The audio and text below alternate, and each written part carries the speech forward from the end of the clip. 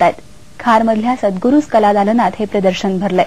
पारंपरिक रूपांबरोबरच सर्वसामान्यांच्या दैनंदिन जीवनात रंगलेला गणपतीही या प्रदर्शनात चित्रमूर्तींच्या आविष्कारातून पाहायला मिळतोय.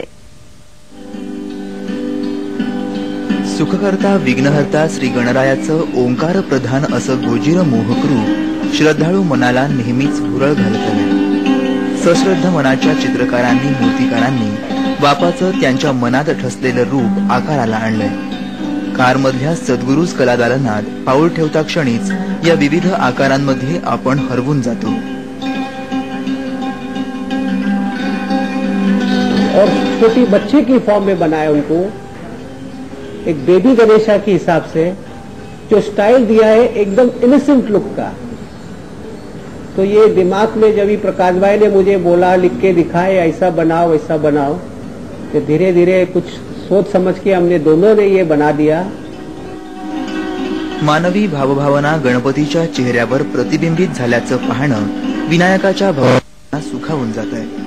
उदयपूरच्या राम कोकटा यांना शेतात पेरणी करणाऱ्या शेतकऱ्याच्या रूपातला, फावल्या वेळात शिवणकाम करणाऱ्या गृहिणीच्या रूपातला गजानन भासतो.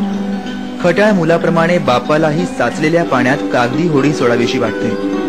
कृष्ण पिंगाक्षाचं मानवी रूपातलं दर्शन घडवून आणण्याची ही कल्पना सद्गुरूचे संचालक प्रकाश बंबानी यांची.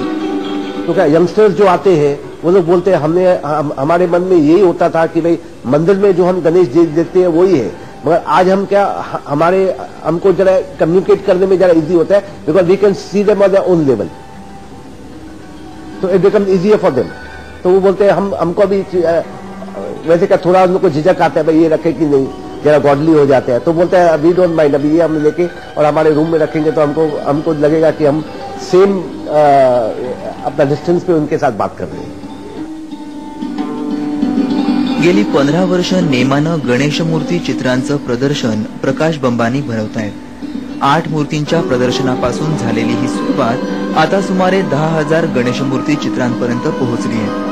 यंदा हे वैविध्यपूर्ण प्रदर्शन येत्या 31 ऑगस्टपर्यंत म्हणजेच गणेश चतुर्थीपर्यंत भक्त आणि रसिकांसाठी खुलं राहणार आहे. आपली मुंबईसाठी सचिन परब, खार.